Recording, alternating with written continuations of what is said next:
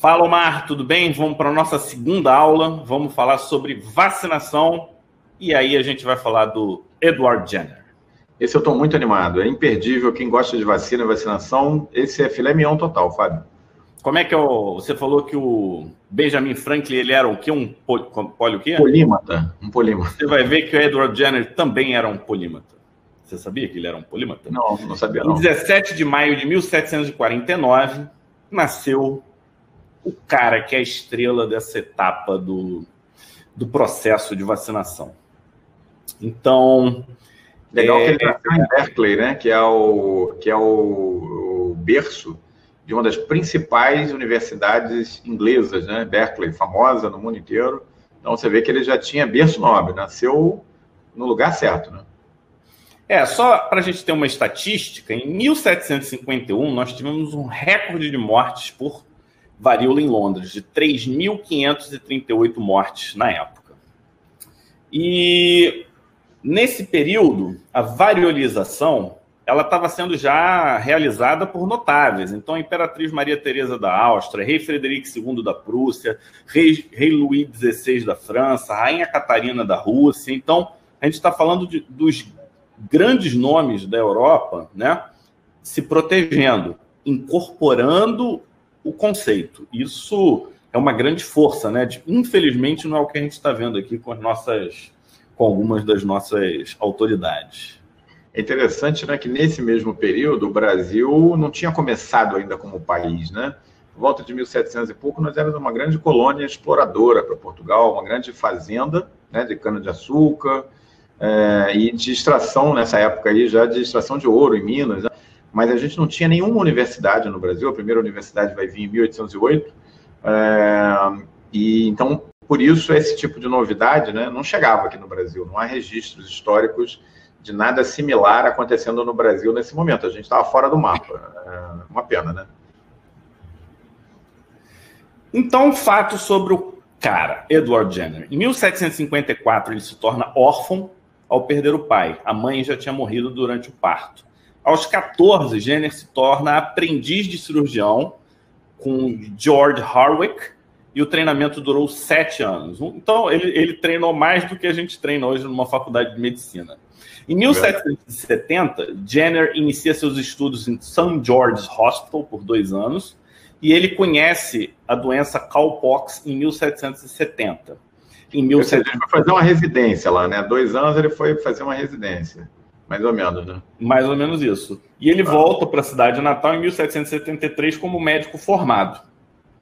Você já tinha falado, a primeira pessoa que chamou a atenção diferenciando varíola de catapora foi William Aberdeen.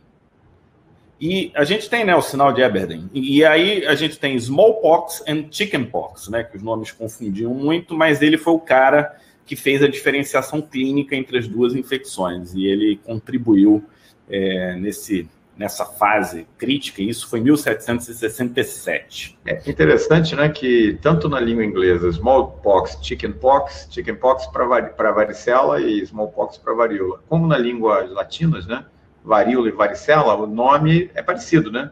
Chickenpox com cowpox e varíola com varicela. Então, realmente, esse trabalho do Aberdeen é muito interessante, porque ele teve a sensibilidade, foi um trabalho puramente clínico, de ver a forma com que a doença se distribui, né? A varicela sempre pegando o eixo central do corpo, sempre polimórfica, né? E diferente da varíola, que era monomórfica, que pegava muitas extremidades e muito rosto, né? Que não é uma característica tão comum na varicela, né?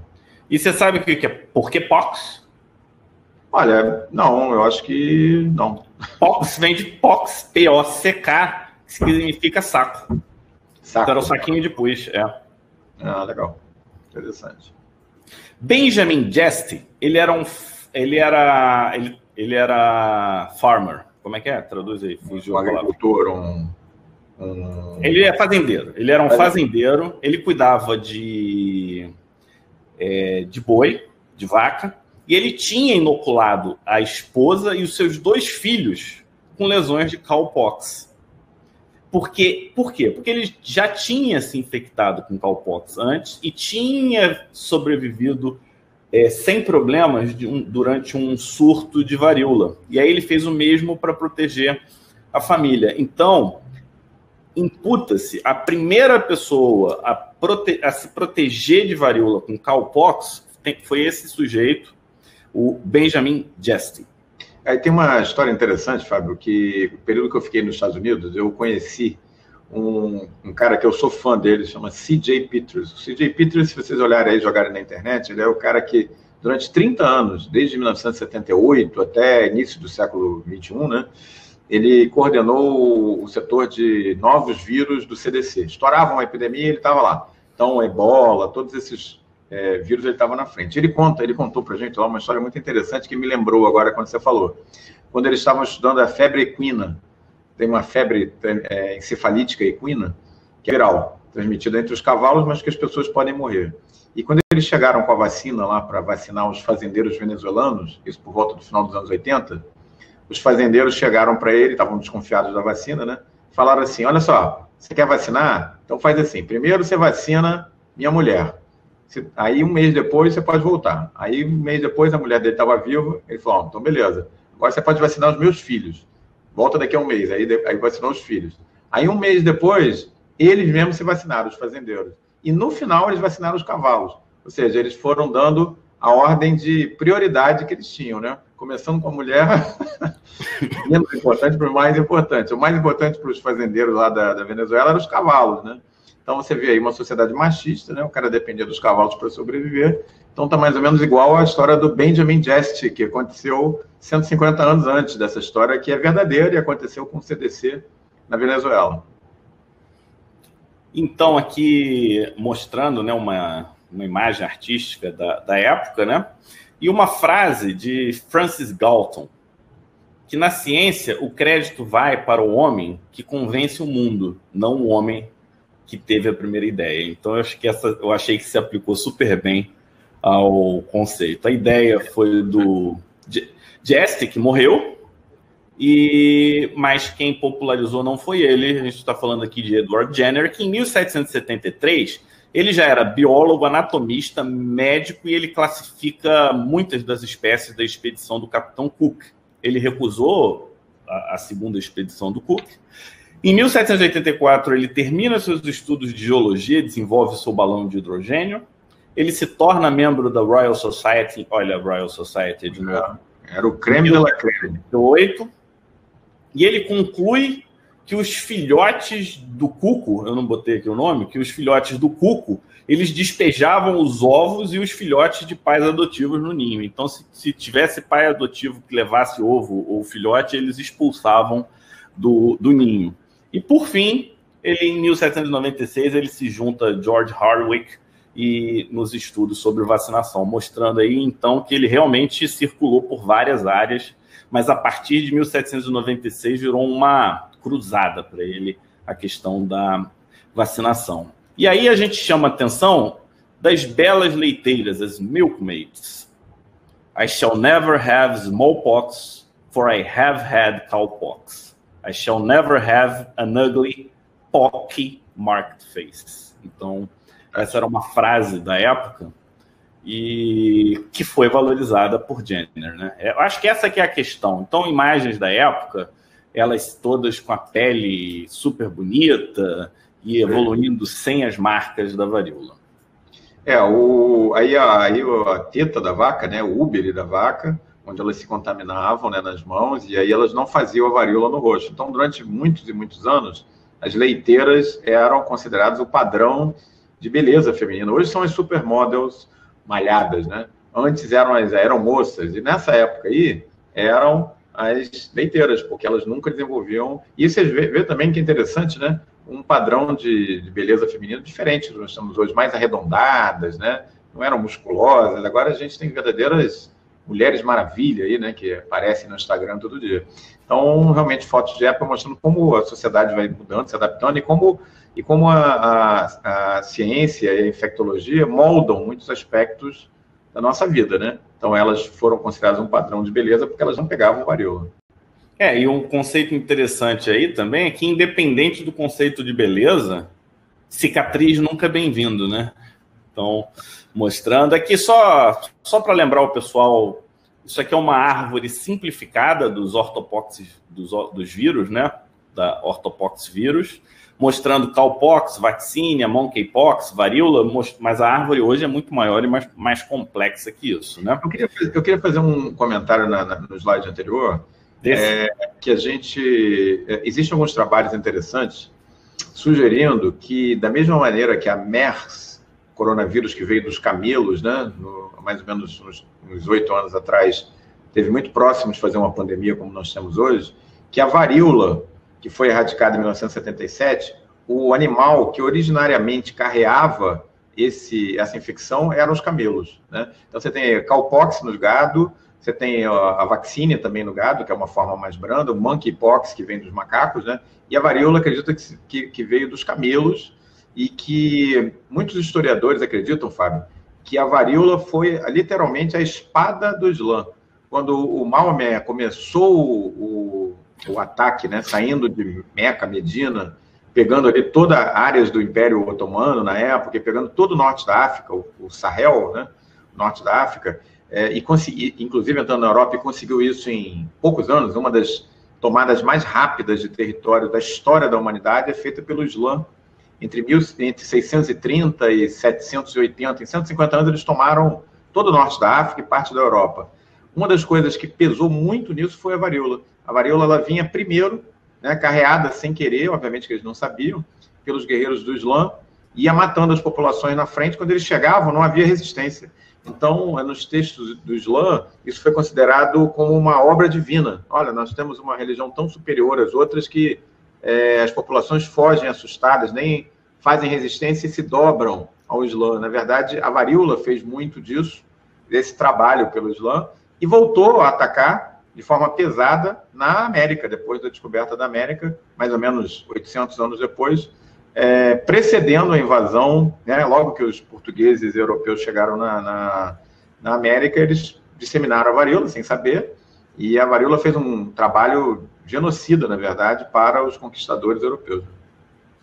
A varíola é uma doença com uma taxa de transmissão altíssima, né? Então, o Jenner ele fez a seguinte observação, que cowpox não apenas protegia contra a varíola, mas também poderia ser transmitida de uma pessoa para outra, por mecanismos deliberados de proteção. Olha que frase fantástica. Fantástica. Né? Parece uma coisa meio simples hoje, com o que a gente tem de conhecimento. Pô, mas você tirar isso do nada... Uma revolução para a época. Isso é demais. Teve um insight aí, e foi corajoso, né? Então, esse foi o primeiro caso ativo. Esse e-mail aqui embaixo não tem nada a ver, não. Ficou sem querer no slide. Em 1796, Edward Jenner conhece Sarah Nelms. Primeiro caso de cowpox que ele viu na vida dele, que em português seria varíola bovina. E aqui em 1796, ele realizando a primeira vacinação propriamente dita, ainda estava com o nome de inoculação nessa época, então ele pegou cowpox e apresentou para esse menino de 9 anos de idade, e nesse menino ele desenvolveu em poucos dias um quadro febril, poucas lesões, mas esse quadro ele foi autolimitado e ficou basicamente a cicatriz no local da inoculação. Posso fazer um comentário, Fábio? Esse é um momento histórico para a medicina, né? A nossa medicina hoje, ela se baseia no que os americanos chamam de from the bench to the bedside, do laboratório, da bancada do laboratório, para o bedside, que é a mesinha, o criado mudo da enfermaria. Quer dizer, o que você observa, você... É o beira do leite, né? E aplica. Foi exatamente o que a gente viu aqui. A observação empírica do cowpox protegendo as leiteiras. Ele observou, ele se baseou provavelmente em tradições orais que chegaram a ele, de como é que era feita a técnica. Ele fez de uma forma controlada, e no próximo slide a gente vai ver, ele relatou esse fato e os resultados à Royal Society, para que houvesse um registro histórico e pudesse ser reproduzido e testado por outros, né? Então, talvez o primeiro peer review da literatura, né? A revisão por pares, ele começa a trazer aí, e ele trouxe um from the bench to the bedside, da observação para o uso no paciente. Fantástico isso, né? E depois ele apresenta a varíola propriamente dito para esse mesmo garoto, e ele não desenvolve a doença. Então ele tem aí, né? Em 1797 ele faz um trabalho maior, mostra o resultado dele para a Royal Society, só que foi negado, Omar, foi negado. E o que ele fez? Ele escreveu o trabalho dele, já que não publicam para ele, ele publicou sozinho. E aí, eu digo aqui que surge o termo vacinação, mas na verdade o termo vacinação é de 1803 e vem porque vaca em latim, né? Então, eu até achava que era por causa da vacina, não, é porque vaca mais inoculação, né? Inoculação do vírus que veio da vaca, né? The Latin word para a palavra vaca. Eu vou fazer um comentário aí, Fábio, que até esse período na história, hoje a gente vive, nos últimos 200, 300 anos, uma baixa estima da civilização latina, né? Como se nós tivéssemos uma civilização, de alguma maneira, inferior à anglo-saxã. Mas durante boa parte da história da humanidade foi exatamente o contrário. Quando a gente vê, por exemplo, o nome navegação de cabotagem, né? E a gente ouve falar em Giovanni Caboto. Giovanni Caboto era John Cabot. Ele era inglês. Então, todo mundo que era de origem anglo-saxã, para ficar mais chique, eles latinizavam o nome, né? Não é diferente com Martinho Lutero, né? O pai do protestantismo. Então, o que ele fez na época? Ele não usou o nome anglo-saxão, ele foi para o nome latino. Ele pegou vaca, que é o nome que a gente usa para vaca, né? Não é o call deles, né? Da língua anglo-saxã, e deu o nome, porque a civilização latina estava em alta. A nossa decadência, né? Como cultura latina, ela é mais recente, mas até esse período aí, os anglo-saxões respeitavam muito o que era produzido e originariamente vinha da civilização latina, né? Não, e ele não ficar refém do que tinha na época, né, o controle de publicação, isso também mostra a obstinação, né? E esse é um ponto que a gente tem defendido, né? Eu acho que os dados eles têm que ser publicados. Só que também, Omar, na época tinha os contra-vacinação. Tá vendo que isso aí é como se fosse uma vaca, e aí a vaca comendo as crianças e elas sendo prejudicadas por esse processo. E aí tem essa imagem em que todo mundo tá se transformando. Você está vendo que tem pedacinhos de vaca nascendo em todo mundo ali. Então, mostrando, será que vai ter mutação por conta da vacina? Isso te lembra alguma coisa, Marcos? Lembra a história do jacaré, né? Tem até uma medição de quantas pessoas viraram jacaré. Já temos aí 50 milhões de vacinados no mundo. Até agora, essa contagem de jacaré está em 0, né? Nenhum virou jacaré. Na época também ninguém virou vaca.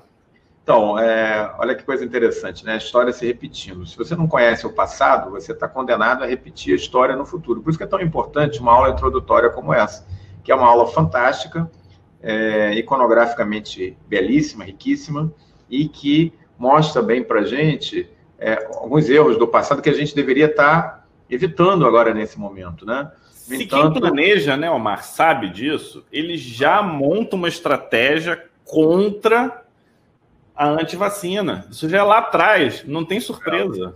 A briga hoje pela vacina, Fábio, é uma briga por, eu tenho dito isso, por corações e almas. A gente tem que ter uma briga pelo convencimento, né?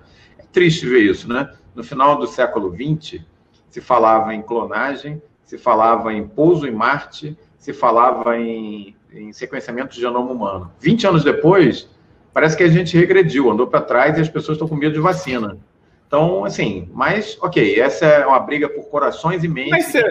Mas você sabe que uma vez eu tava, parece que a gente não evolui e tal, aí um colega que gosta de filosofia, ele me deu um livrinho pequenininho de Sêneca, 5 a.C., alguma coisa assim. Eu não lembro exatamente o que estava escrito, mas o que estava escrito lá é exatamente o que acontece hoje em dia. Exatamente, ou seja, o comportamento humano ele é parecido, ele não muda tanto. Muda o conhecimento, mas a parte comportamental, a essência, é parecida. Então, a gente não pode ignorar isso. A gente já tem que botar isso na conta, né? Na hora que você vai fazer um planejamento. E aqui várias imagens, né, de pessoas virando vaca, nascendo chifre na cabeça, contra a ciência de gênero, né? Você fez uma citação aí de Sêneca, eu vou te fazer uma que é muito legal, que acho que explica um pouco o que aconteceu com o gênero. Existe um historiador famoso romano chamado Cícero, e ele é de mais ou menos 100 a.C. 100 a.C., estamos falando de 2000 e tantos anos atrás. E ele disse o seguinte, essa é uma citação famosa, abre aspas, é costume dos homens não tolerar que alguém, por múltiplos méritos, seja assim reconhecido. Ou seja, 100 anos antes de Cristo, a inveja, por sinal, vem de invídia, incapacidade de ver, de enxergar. A pessoa é incapaz de ver as qualidades do outro. Ela é cega. Pode ser a melhor pessoa do mundo que ela não vai ver. Então, isso aí que você falou. A nossa sociedade, infelizmente, ela vive dos mesmos problemas desde que o mundo é mundo, né? Muda um pouco o assunto, a seara de discussão, mas o problema está lá. Né? Não, e quando você faz isso num âmbito populacional, você já sabendo disso, Omar, você se prepara. Entendeu? Faltou preparo total. Olha essa primeira carta aqui da esquerda, que Dr. Hawley, on his late pamphlet entitled Cowpox Inoculation, No Security Against Smallpox Infection. Então, os contra-vacina estão lá, estão atuando, estão contra o trabalho de Jenner. E aí, mostra esse outro gráfico, o Jenner atendendo, tá vendo? A mulher lá atrás com varíola, chamando o Jenner, aí o Jenner com o anjo ali recebendo ali a areola, enquanto que os outros médicos estão fugindo com os scalpels na mão, né, com as navalhas, e aí mostra aí uma guerra política dos pró-vacina e anti-vacina. É um reflexo do que a gente está vendo hoje em dia. Aqui umas imagens da época mostrando a diferença da variolização com a vacinação, mostrando como a reação da variolização é muito maior do que a da vacinação. Muito interessante essa imagem, né? Aqui mostrando, então, a diferença das pústulas ao longo dos dias de uma vacinação, mostrando mais algumas imagens históricas, né? Tanto na vaca quanto na pele humana, e essa perna número 5 aqui de uma pessoa que foi de variolização, enquanto que o 2, 4, 3 e 6 são de vacinação. Aqui do lado, 2 casos de infecção natural, por conta de cowpox, de varíola bovina, e aí em 1798 Jenner não consegue mais nenhum voluntário para vacinação. Mas ele recebe apoio de alguns colegas, como George Pearson e William Woodville. Então, eles iniciam a vacinação em seus pacientes. Em 1788, Jenner se casa. Em 1800,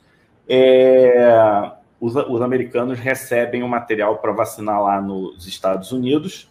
E esse é o que primeiro aplica a vacinação nos Estados Unidos. Ele é um dos criadores da Faculdade de Medicina de Harvard. Então, em 1800 ele é reconhecido mundialmente, Jenner, mas ele ainda estava em apuros financeiros. Olha como é que são as coisas, né? A causa não era suficiente para sustentar, mas o parlamento inglês reconhece isso e ajuda ele financeiramente.